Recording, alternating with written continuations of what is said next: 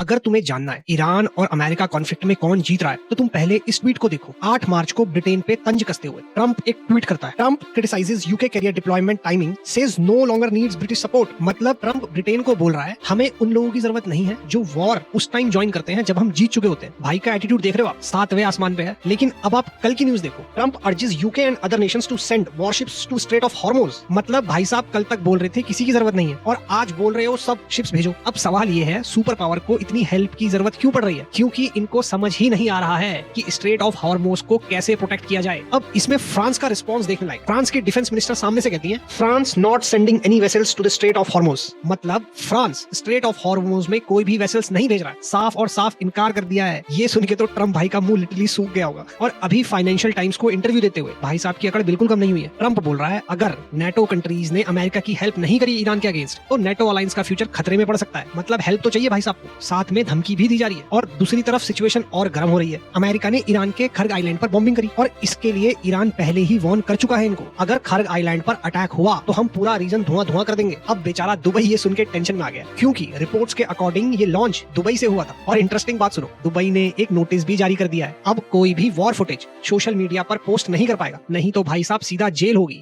समझ रहे हो ना डर का माहौल कितना हैवी है। और इसी बीच ट्रंप एडमिनिस्ट्रेशन से भी एक स्टेटमेंट जारी होता है अगर कोई news channel US Iran war को लेकर डिसऑर्टेड या मिसलीडिंग रिपोर्ट्स दिखाता है तो उसका ब्रॉडकास्टिंग लाइसेंस तक कैंसिल हो सकता है। अब आप ही बताओ, वॉर भी चल रही है, टेंशन भी बढ़ रही है, एलाइज हेल्प देने से कतरा रहे हैं और फिर भी भाई साहब क्लेम करते हैं we are winning the war. भाई साहब के कॉन्फिडेंस का सोर्स क्या है और कौन से सस्ते नशे करता है ये? भाई आप ही कमेंट में बताओ।